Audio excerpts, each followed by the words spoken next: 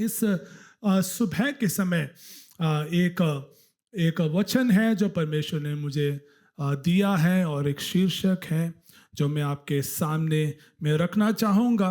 प्रकाशित वाक्य की ओर हम ध्यान को लगाएंगे। प्रकाशित वाक्य अध्याय 21 की ओर अपने ध्यान को लगाएं, और उसका वचन 5 में।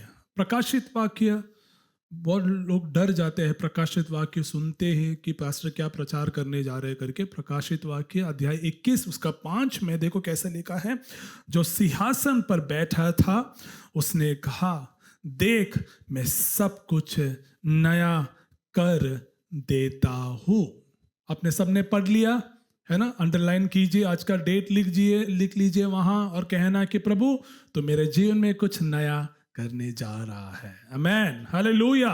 विश्वास करते हैं आप इस बात को कि प्रभु इस नव वर्ष के फर्स्ट संडे को 5 तारीख को आपका वचन कहता है कि देख मैं सब कुछ नया कर देता हूं।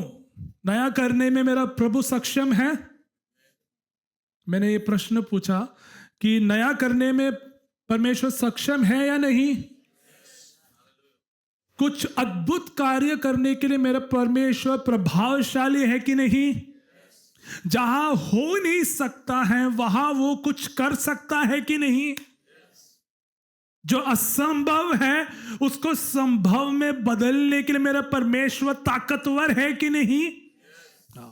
आपके जो यस है ना, वो प्रभु ने सुन लिया है, और उसके नियुक्त समय में वो आपके लिए जरूर करेगा। Hallelujah, praise God. विश्वास से कहना। देखो सारा, देखो अब्राहम सारा है ना, उत्पत्ति के पुस्तक में कैसे लिखा है। उन लोग उस बुढ़ापे में भी परमेश्वर का वचन कहते हैं कि अगले वसंत ऋतु क्या है, तेरे गोद में क्या है। एक बच्चा नहीं लिखा, एक लड़का होगा करके, है ना। देख लीजिए परमेश्वर का वचन, देखो कितना शार्प है। अब्राहम ने विश्वास कर लिया, लेकिन सारा मैडम ने थोड़ा सा, है ना, वो हंस रही थी, मन में हंसी। वचन में लिखा है तू क्यों हंसी। वो हंस नहीं रही थी लेकिन मन में हंस रही थी। तुरंत वचन में लिखा है कि तुरंत भविष्यवाणी कि तू हंसी क्यों, मेरे लिए कोई काम कठिन है, क्वेश्चन मार्क है। मेरे लिए कोई काम कठिन है या नहीं? परमेश्वर के लिए कोई काम कठिन नहीं है, ये याद रखना, ठीक है। तो परमेश्वर हमारे जीवन में बहुत कुछ नया कर सकता है। इस नए के लिए हम जब प्रार्थना करते हैं, एक बात है जो मैं आपके सामने भी मैं रखना चाहूंगा।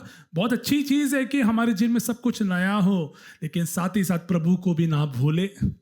जब सब कुछ बढ़िया है तो प्रभु को ना भूले, लेकिन उसके और गहराई में, और उसको गहराई में उसे अनुभव करना है। और जितना हम गहराई में हम डुबकी लगाकर हम जाते हैं समुद्र में, अगर आप डुबकी लगाएंगे, जितना गहराई में जाएगा उतना उसके नीचे में जो स्थल है उसके सुंदरता को आप देख सकते हैं। उसी प्रकार है कि हम जितने उस नदी में हम जब डुबकी लगाएंगे, यीशु मसीह कितना सुंदर है, कितना मीठा है, कितना अच्छा है, कितना विश्वास योग्य है, कितना बढ़िया है करके हम अनुभव कर सकते हैं। हालेलुया। ये तब होगा जब हम हर दिन प्रभु में हम हैं। संडे टू संडे की बात नहीं कर, रविवार को ठीक 9:30 से 11 बजे में हम गहराई का अनुभव नहीं कर सकते हैं।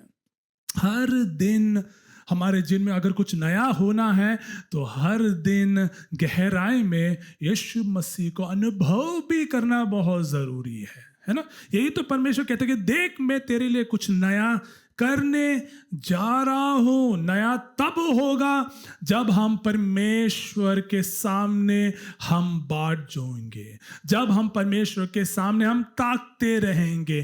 तब होगा जब हम प्रतीक्षा और विश्वास के साथ उसके सामने हम उपवास के साथ हम जब प्रार्थना करेंगे, तब नया होगा। ये मत सोचना कि अच्छा पास्टर जॉबी ने बोल दिया कि सब नया होने जा रहा है तो मेरे जीवन में आज से सब कुछ नया होगा। बिल्कुल, लेकिन उसके साथ साथ आपका विश्वास भी बहुत क्या है, जरूरत है। प्रभु तेरा वचन कहता है, और उस वचन के आधार पर इस वचन को मैं ग्रहण करता हूं, और उसके अनुसार मैं जीवन में भी क्या है, मैं जीवन में जीना भी चाहता हूं। तब प्रभु तेरे मेरे जीवन में, हमारे जीवन में कुछ नया करेगा। आमेन, प्रेज गॉड, हालेलुया। देख लीजिए, ये जो साल है हमारे सामने 12 महीने हैं, 52 सप्ताह है, 365 दिन है, 8760 घंटे हैं।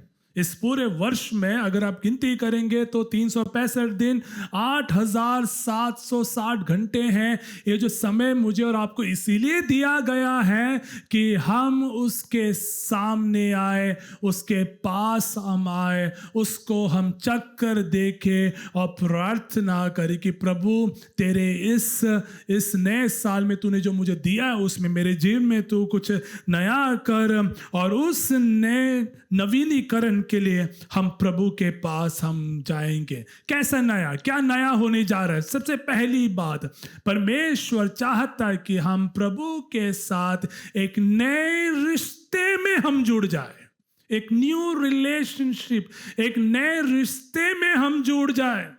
देख याद रखना, 2024 के पहले जनवरी 1 को हमने बहुत प्रॉमिसेस दिए थे प्रभु को, कई प्रकार के वायदे दिए। प्रभु इस साल दिया है, मैं बाइबल पढ़ लूंगा, मैं ये कर लूंगा, ऐसा करूंगा, मैं कॉटेज मीटिंग जाऊंगा, मैं संडे को मैं 6 बजे उठूंगा ताकि मैं 9:30 बजे यहाँ आ जाए। लेकिन हमने कई प्रकार के वायदों को हमने तोड़ दिया है।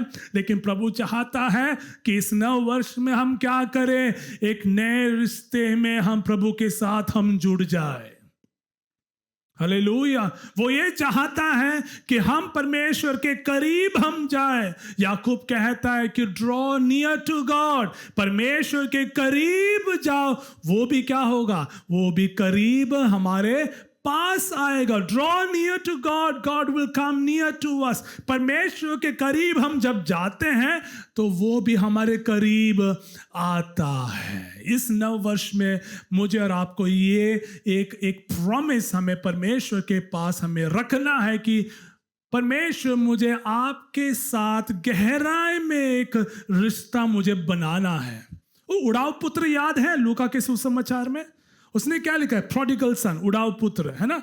उसके बारे में अगर आप कहानी पढ़ेंगे, वो जो अध्याय है, उसने क्या किया, अपने पिताजी से कहकर अपने मन मर्जी में उसका घर छोड़कर चला जाता है, अपने धन संपत्ति के साथ सब मजे उड़ाते हुए। एक टाइम आया कि वचन में लिखा है कि जब वो अपने होश में आया, when he came back to his sense, वो जब अपने होश में आया, वो कहता है कि मैंने मेरे पिता और स्वर्गीय पिता से मैंने क्या किया है, पाप किया है। और वो क्या कर रहा है, वापस भाग कर जा रहा है। कहाँ जा रहा है, अपने पिता के घर में। उसको पता है कि शायद से मेरा पिताजी शायद से मुझे मना कर सकते मेरे घर में, उसके घर में अंदर आने से। लेकिन एक कमेंट्री है मैंने जो पढ़ा, मुझे बहुत अच्छा लगा। ऐसा लिखा है कि शायद से जो पिताजी हैं, हर शाम को उस घर के पास जो पहाड़ था वहां जाकर खड़ा होता था, ये देखने के लिए कि मेरा बेटा आसपास कहीं दिखाई तो नहीं दे रहा है, मेरा बेटा आ तो नहीं रहा है। हर दिन वो शाम को जाके देख रहा था। मैं कहना चाहूंगा कि हमारे जो स्वर्गीय पिता हैं, मेरे और आपके इंतजार में है। हालेलुया। कई बार हम प्रभु से हम दूर चले गए हैं, कई बार हम प्रभु से हम नाराज भी हो गए हैं, कई बार हम प्रार्थना नहीं किए हैं, कई बार हमने बाइबल नहीं पढ़ा है, कई बार हमने प्रभु को बहुत हल्के में ले लिया है। लेकिन आज भी ये जो स्वर्गीय पिता है आपके इंतजार में है कि आप क्या करें, वापस आ जाए। और देखो कैसा लिखा है, वो जैसे वो लड़का आ रहा था, पिताजी ने उसे दूर से देखा, पिताजी ने उसे दूर से देखा, वो दौड़कर उसे क्या कर देता है, गले से उसे क्या कर देता, उसे वेलकम कर लेता, उसे स्वीकार कर लेता है। कहने का अर्थ ये है कि हम जब जाएंगे, प्रभु परमेश्वर करीब हमारी ओर आ जाता है, हमें उसे वो क्या, हमें बाहों में ले लेगा, हमें वो प्यार करेगा। और वो जो प्यार है वो अनमोल है। परमेश्वर को जो प्यार है वो समुद्र है, ये याद रखना। परमेश्वर को जो प्यार है वो अनमोल है। परमेश्वर को जो प्यार है एक समुद्र है, वो विशाल है, वो माप नहीं सकता है। उस प्यार के लिए हम प्रभु के पास हम दौड़ कर जाए। हालेलुया, सहमत है? मैंने जो बात बताया है, सहमत है आप? हालेलुया। इस नए रिश्ते में, इस नए साल में हम प्रभु के पास हम जाएंगे। अगली बात क्या है? क्या नया करने जा रहा है? परमेश्वर मुझे और आपको एक नए गीत से आशीषित करने जा रहा है। आमीन, हालेलुया। एक नया एक गीत। ये जो गीत है वो ऐसा नहीं कि आप बैठकर एक गीत लिखेंगे। कहने का अर्थ ये है कि परमेश्वर आपके जीवन में कई आशीषों को जोड़ने जा रहा है। हालेलुया। और वो जो आशीष है उसको आप जोड़ते रहेंगे, जोड़ते रहेंगे, जोड़ते रहेंगे। वो जनवरी 1 तारीख से लेकर दिसंबर 31 तारीख तक आप उन आशीषों को जोड़ते रहेंगे और ऑटोमेटिकली आपके मुंह से परमेश्वर के प्रति वो जो धन्यवाद के जो शब्द हैं, वो जो आराधना है, वो जो स्तुति है, वो ऑटोमेटिकली निकलता ही रहेगा। उसे मैं कहना चाहूंगा कि परमेश्वर मुझे और आपको एक नए गीत से आशीषित करने जा रहा है। Praise God. भजन संहिता 96 उसका सैम 96 उसका पहला वचन और दूसरा वचन मैं आपके लिए पढ़ना चाहूंगा। ऐसा लिखा है, यहोवा के लिए एक नया गीत गाओ। वचनकार कहते हैं कि यहोवा के लिए एक नया गीत गाओ, हे सारे पृथ्वी के लोगों, यहोवा के लिए गाओ। और वचन 2, यहोवा के लिए गाओ, उसके नाम को धन्य कहो। कैसे लिखा है? उसके नाम को धन्य कहो।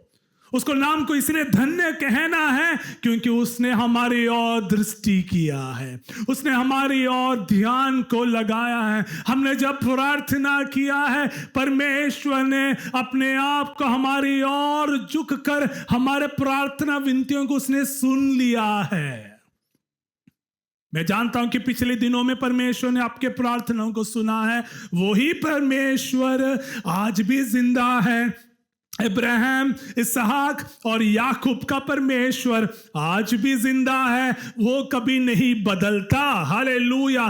क्योंकि परमेश्वर, इब्रानी की पुस्तक में लिखा है कि यीशु मसीह कल, आज और युगानुयुग, यीशु मसीह कल, आज और युगानुयुग एक सा है। Jesus Christ is the same yesterday, today and forever. कल, आज, युगानुयुग एक सा है, इसलिए वो कभी नहीं बदलेगा, इसलिए आपके प्रार्थनाओं को सुनेगा भी। हालेलुया। और आपके जीवन में, आपके जीवन के जरिए आप कई नए गीतों को, आपके जीवन के, आपके आत्मिक जीवन के जरिए आप कई गीतों को गाएंगे। हालेलुया। कई वर्ष से, कई साल से आप नुकसान के गीत को आप गाते आ रहे हैं। कई साल से आप तनाव के गीत को आप गाते आ रहे हैं। कई समय से आप रोग के गीत को गाते आ रहे हैं। कई समय से आप, कहना चाहूंगा, आप आंसुओं के गीत को आप गाते आ रहे हैं। कई समय से आप शर्म के गीत को आप गाते आ रहे हैं। लेकिन मैं यीशु मसीह के नाम से जो वचन में लिखा है, उस वचन के आधार पर मैं कहना चाहूंगा, ऐसे गीत को, नुकसान के गीत को, तनाव के गीत को, रोग के गीत हैं, आंसुओं के जो गीत हैं, शर्म के जो गीत हैं, ऐसे गीत को आप 2025 में नहीं गाएंगे। Hallelujah, praise the Lord. बल्कि आप जय के गीत को आप गाएंगे। हालेलुया। आप परमेश्वर के उस विजय के गीत को आप गाएंगे। आप नुकसान के गीत को आप नहीं गाएंगे, लेकिन आप आशीषों के गीत को आप गाएंगे। Hallelujah, praise God. वो हमारे लिए, हमारे जीवन में वो नए गीतों से जरूर आशीषित करेगा। हालेलुया। कई प्रकार के वित्तीय संकट के गीतों को हम गाते आ रहे हैं, निराश के गीतों को हम गाते आ रहे हैं, अवसाद के गीतों को हम गाते आ रहे हैं, भय के गीत, डर के गीत को हम गाते आ रहे हैं। या आज अब जब यहाँ बैठे हैं तो आप शायद से एक भय का गीत आपके दिमाग में चल रहा है, लेकिन मैं कहना कहना चाहूंगा, ये जो भय का गीत है वो परमेश्वर की ओर से नहीं है, वो शैतान का है। ऐसे भय के गीत को मुझे और आपको तोड़ना है और परमेश्वर में इस नव वर्ष में विजय के गीतों को हम गाते हुए आनंद के साथ, उत्साह के साथ हम उसके आंगनों में हमें प्रवेश करना है। हालेलुया। तब हमारे जीवन में नया गीत सही में लागू होगा। तब हमारे जीवन में हम नए गीतों को हम गा सकते हैं। भजन संहिता 118 उसका 15 देखो कैसा लिखा है। मुझे ये वचन बहुत पसंद है। ऐसा लिखा है, धर्मियों के तंबुओं में जय जयकार और उद्धार की ध्वनि उठ रही है। उठेगा नहीं लिखा है, धर्मियों के तंबुओं में जय जयकार और उद्धार की ध्वनि हो रही है।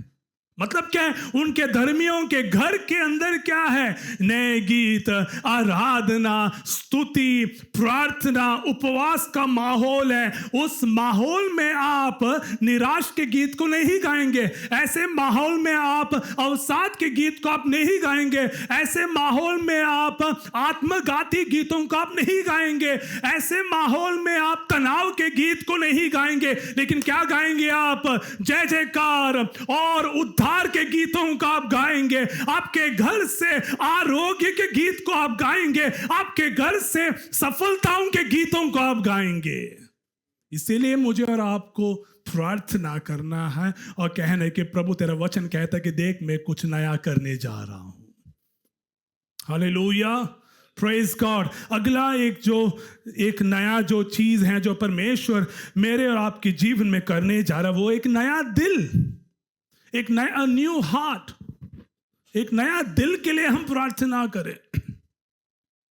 ये जो नया दिल का मतलब ये नहीं है कि आपको किसी अस्पताल में जाकर पेस मेकर लगाना है या सर्जरी की बात नहीं कर रहा हूं।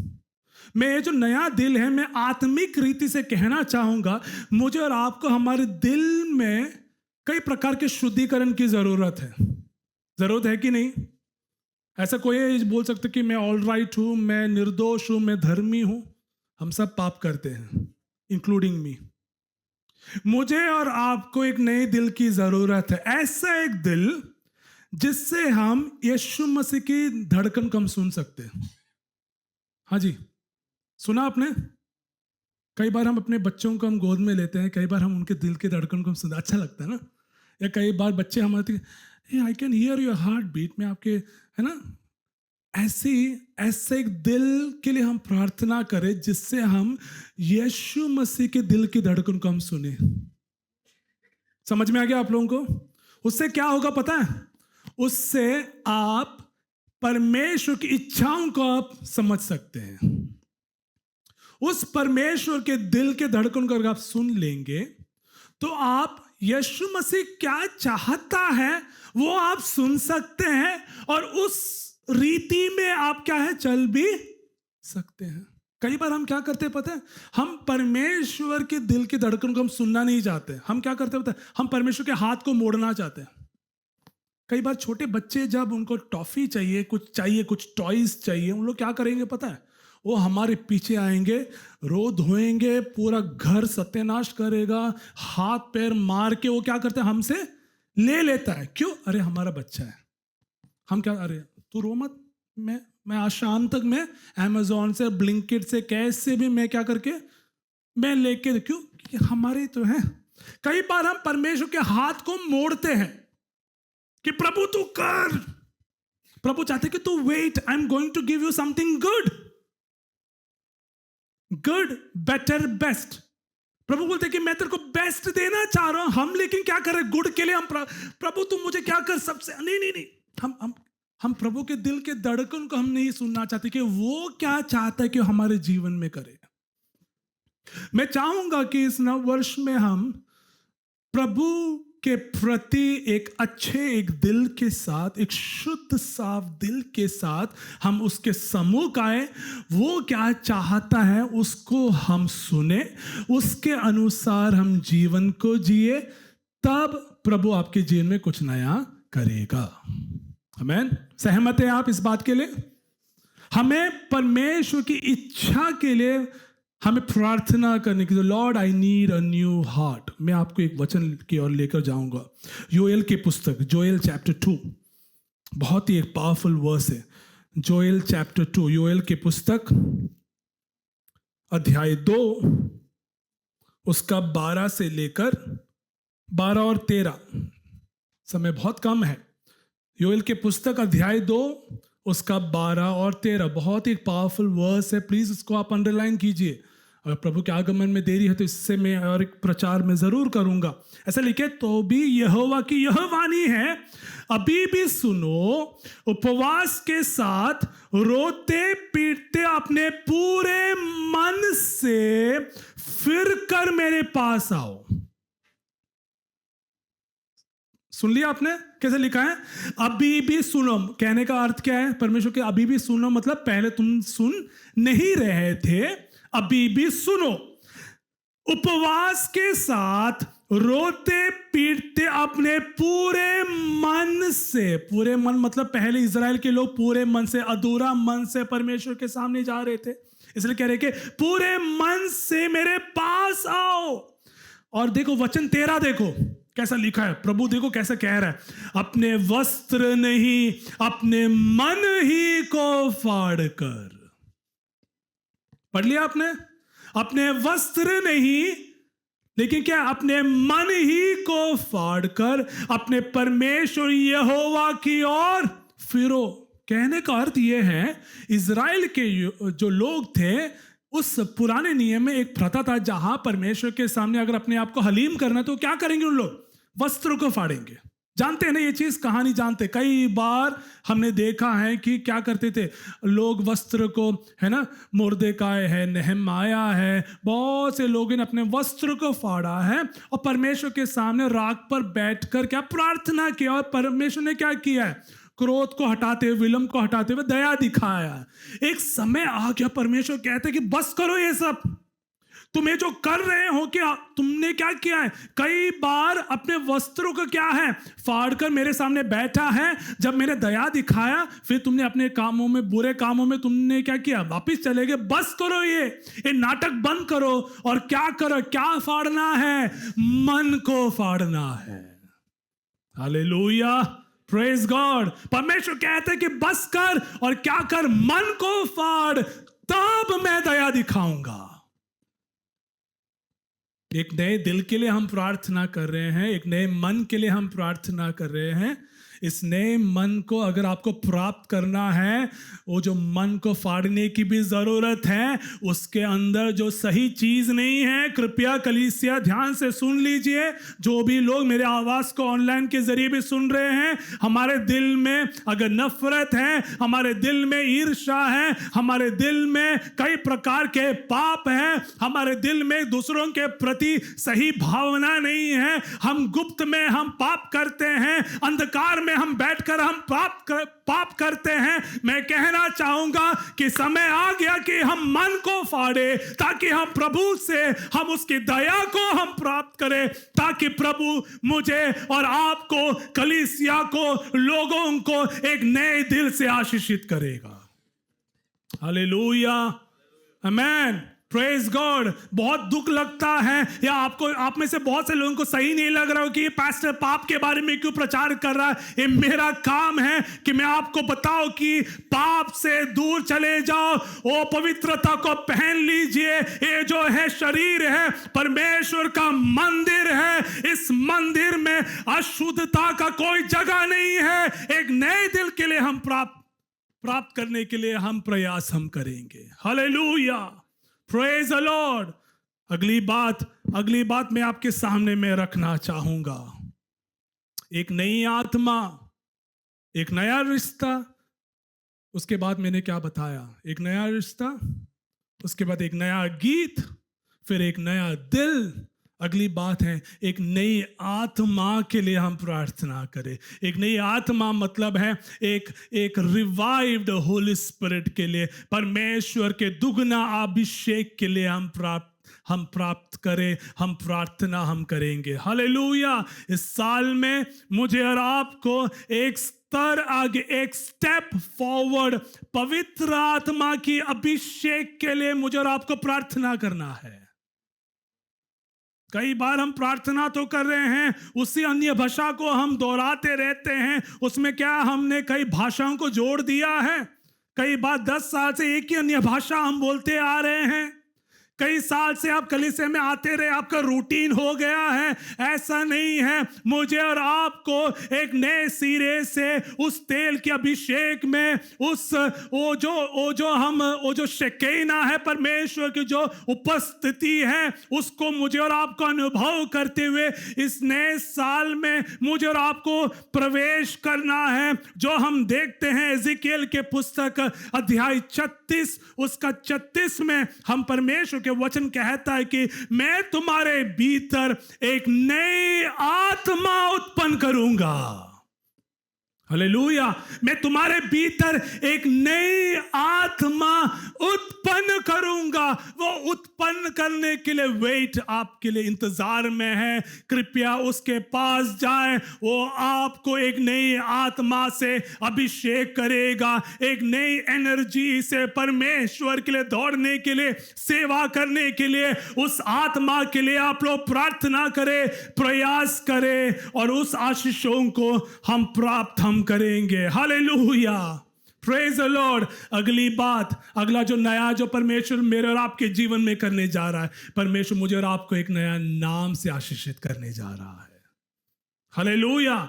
एक नया एक नाम, जब परमेश्वर जब नाम देता है ना तो इतिहास बदल जाता है। जानते हैं चीज, लोग मेरे और आपके कई नाम रखे हैं, बहुत नाम रखे हैं मेरे और आपके, उससे कोई मतलब नहीं है। लेकिन जब परमेश्वर मुझे और आपको एक नया नाम देता है ना, हमारा जीवन बदल जाता है। हालेलुया, है ना। जब से परमेश्वर हमारे जीवन में, जीवन बदला है कि नहीं? बहुत बदला है।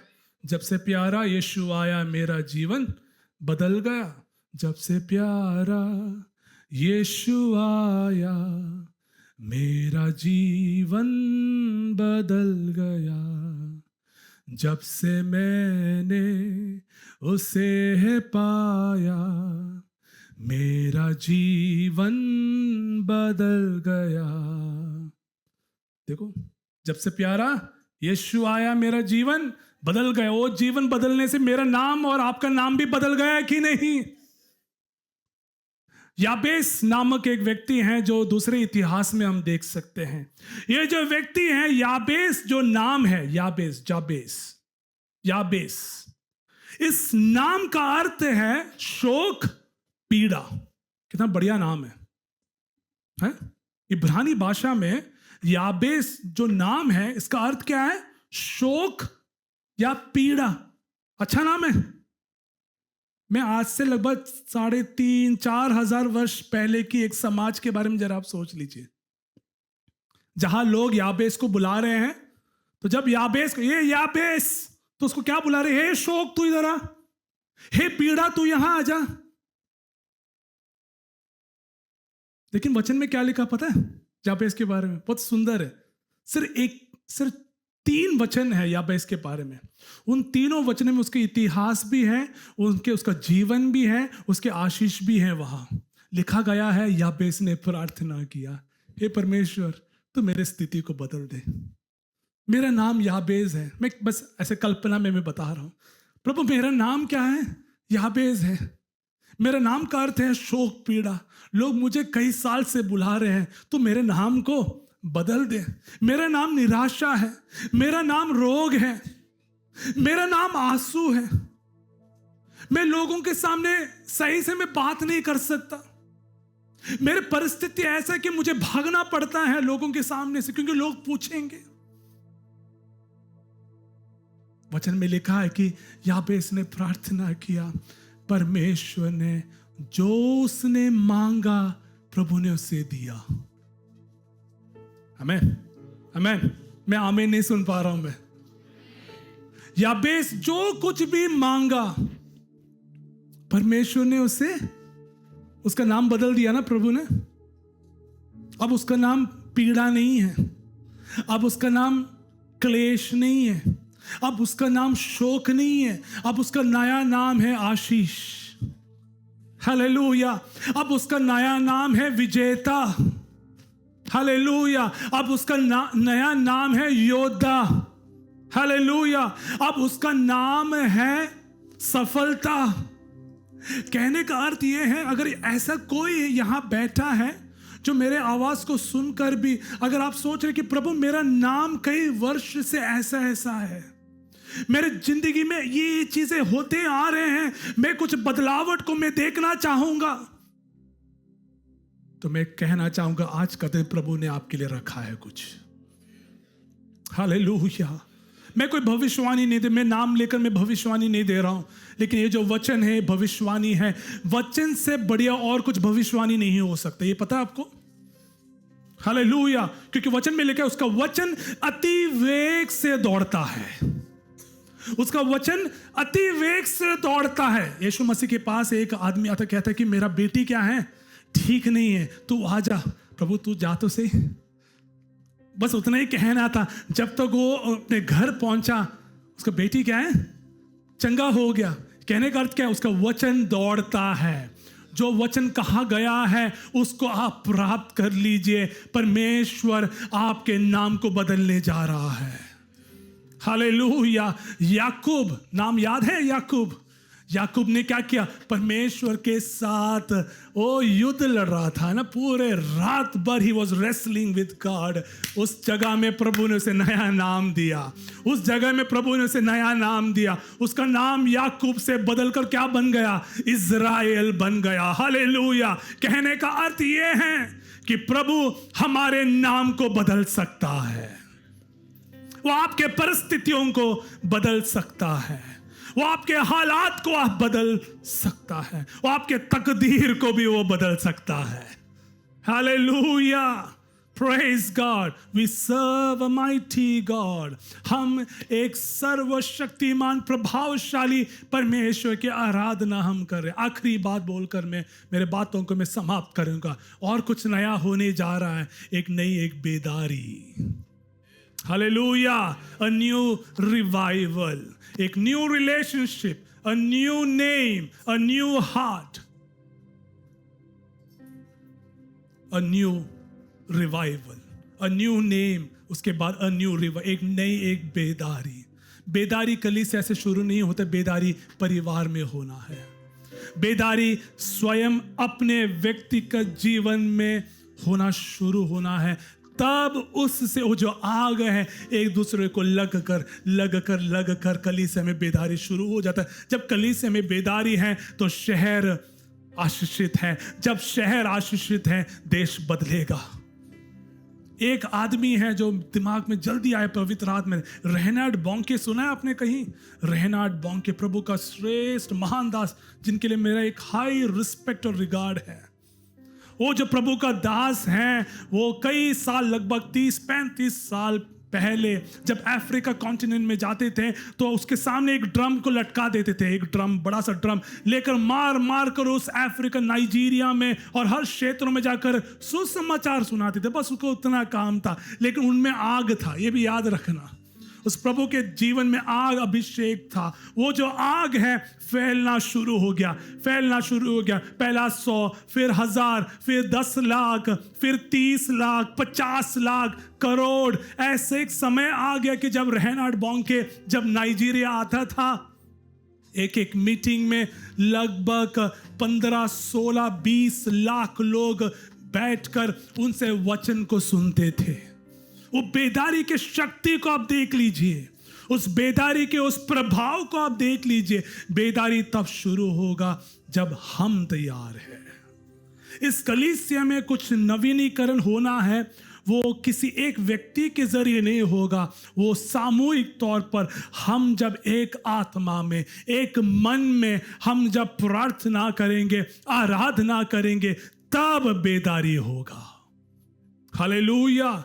इसीलिए परमेश्वर कहता है कि देख मैं सब कुछ नया करने जा रहा हूं। आमीन। Praise God. आखिरी बात जो जल्दी मुझे याद आ रहा है, परमेश्वर आपको एक नए वाचा से भी आशीषित करने जा रहा है। ए न्यू प्रॉमिस, एक नई वाचा, एक वायदा।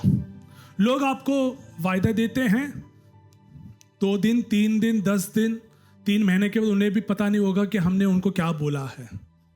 लेकिन जब परमेश्वर एक वाचा देता है वो कभी भूलेगा नहीं। आमीन। वो जो वायदा आपको दिया है उसके लिए आप ताकते रहें, प्रार्थना करना, वो जरूर उन वायदों को वो पूरा करेगा। उसका हाथ कभी छोटा नहीं हुआ है।